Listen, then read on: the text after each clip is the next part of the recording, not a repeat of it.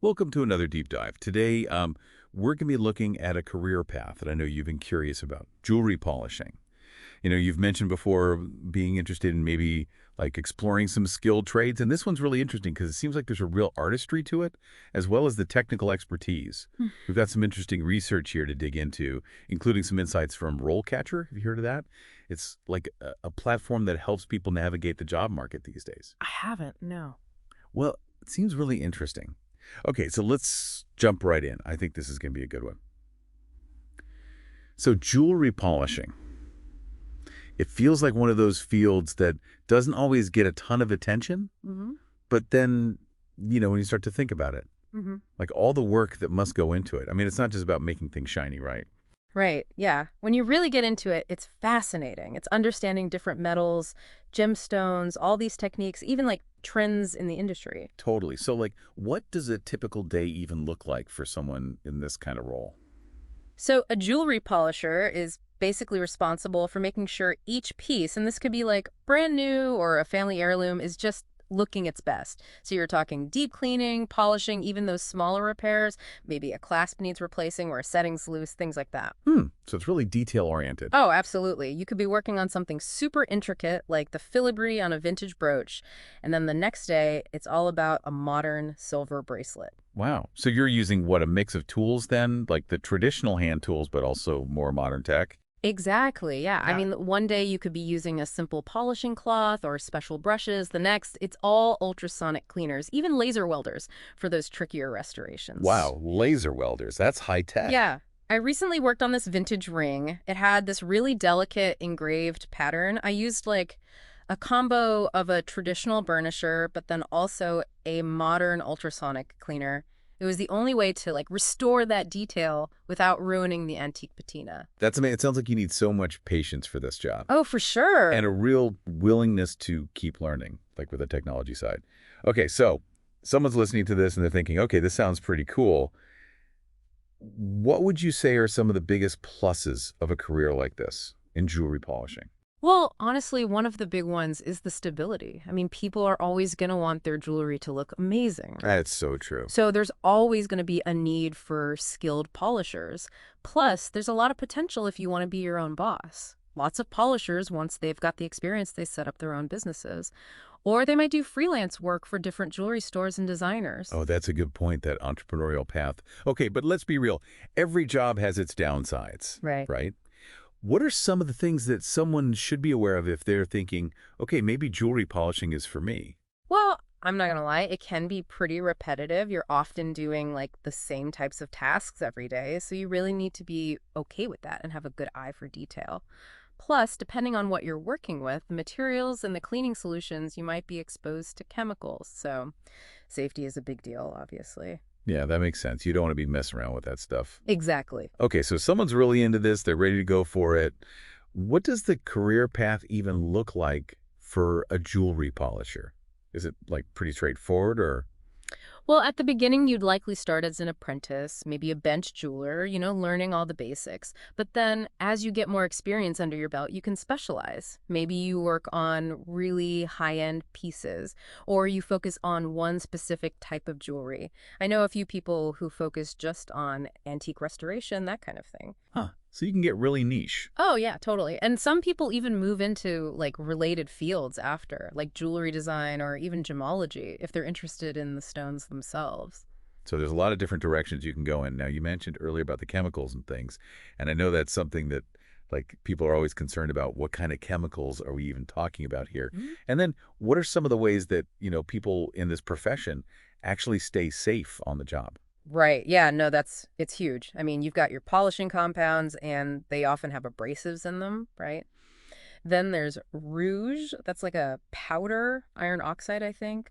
And you might even use some cleaning solutions depending on the metal, and those can be acidic, alkaline. No. Okay, so definitely not stuff you want to be like messing around with. No, for sure. Gloves, eye protection, sometimes even masks, depending on what you're doing. And good ventilation is really important, obviously. Yeah, so it's serious stuff. But it sounds like there are precautions in place, which makes sense. Hey, I wanted to circle back to RoleCatcher for a sec because I was checking it out, and it seems really useful for like anyone looking for a job these days, but especially something like this where you really want to make sure you stand out to potential employers.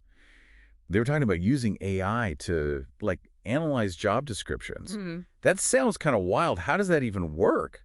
It's pretty cool, actually. Say you're interested in like a polishing job at a shop that does a lot of antique restoration. You'd feed that job description into RoleCatcher, and the AI would basically scan it and pick out the key things they're looking for in terms of experience, skills, all that. So it's not just looking for, like, general skills. It's really zeroing in on that specific employer. Exactly, yeah. So this antique shop, maybe they're really big on experience with platinum settings.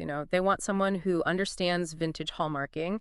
And because they're dealing with a higher end clientele, customer service skills are going to be super important. Okay, so it's really specific. Got it. Then what? It, like, helps you rewrite your resume to match. Pretty much, yeah. It might suggest that you highlight, say, a time when you worked on a certain era of vintage jewelry because that's relevant to what they're doing. Or maybe it'll remind you about, I don't know, a time when you went above and beyond for a customer, something like that, because that shows good customer service skills, right? Right, right. It's like having, like, a digital assistant or something Yeah. to make sure you're putting your best foot forward. Yeah. I like it.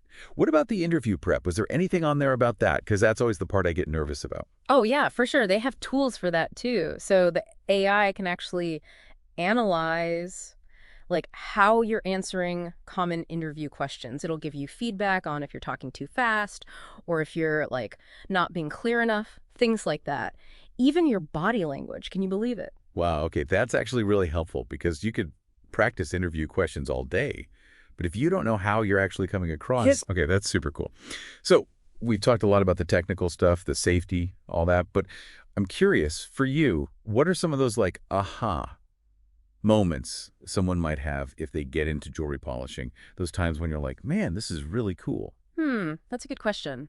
I think one thing is just the sheer variety of stuff you get to work with. I mean, the metals, the gemstones, they all have their own like quirks. You could be restoring these intricate engravings on a Victorian silver locket one day, and then the next, it's all about a vintage ruby ring, bringing back that shine. Wow, so there's a lot of history in the pieces you're working with. Oh, absolutely. And I think that's part of the artistry, figuring out how to bring out the beauty in each piece, no matter what it's made of or how old it is. It's like you're restoring more than just the jewelry itself. It's like you're restoring a story almost. Yeah, totally. Huh? And that actually reminds me, there's been a real shift towards sustainability in the jewelry industry lately and ethical sourcing, all that. Well, for sure. Everyone's talking about that these days. Yeah. How does that play into, like, the jewelry polishing world? Well, because people are thinking more about, not always buying brand new, so they might be more interested in giving older pieces a new lease on life, right? Like Yeah.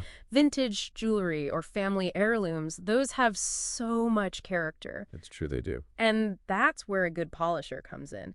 Because you can take a piece that's maybe been sitting in a drawer for years and get rid of the tarnish, smooth out the scratches, make it sparkle again. Wow, so it's kind of like you're not just restoring jewelry, you're also playing a part in sustainability Yeah. because that piece might have ended up, I don't know, just forgotten about. Yeah, totally. I love that. Okay.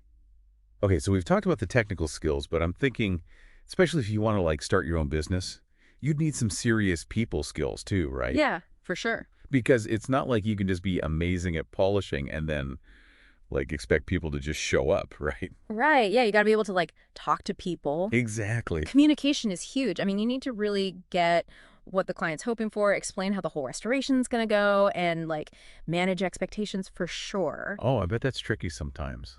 It can be. Like, let's say someone brings in this, I don't know, this antique ring and it's super worn. You might have to tell them, look, we can't make this look brand new again, not without like ruining what makes it special. Right, because you don't want to lose that history. Exactly. And sometimes those little imperfections, the patina, all that, that's what gives it character. A good polisher knows, like, when to go for that super shiny finish and when to, hold back a little. So it's almost like you're not just a polisher, you're kind of a curator or something. Yeah, I like that. You're taking care of that piece's story. Mm-hmm. Okay, so for someone listening who's thinking, okay, I want to try this, what's a good first step? How do people even get started with something like jewelry polishing? Well, I'd say see if you can find a local jewelry workshop or maybe a class. A lot of cities have like art centers or even jewelry stores that offer like beginner courses. Oh, cool. So you can kind of like test the Yeah, waters. exactly. Yeah. It's a fun way to, play around with the tools, learn some basic techniques, and you never know, you might realize you've got a knack for it. You might just have a hidden talent. You never know. Well, I feel like we have really polished off a lot of information today, so to speak. I see what you did there. We've talked about the artistry, the technical stuff, the career paths, even the whole sustainability angle. It's pretty amazing Yeah. when you think about it, Jewelry polishing, it's got such a rich history, and it seems like a really bright future, too. For sure. It's been awesome diving into all this with you. And to everyone listening, if you're as intrigued by all this as we are, don't stop here. Keep researching, ask questions, maybe even try polishing something yourself. Like we were saying, you never know what you might discover. All right, until next time.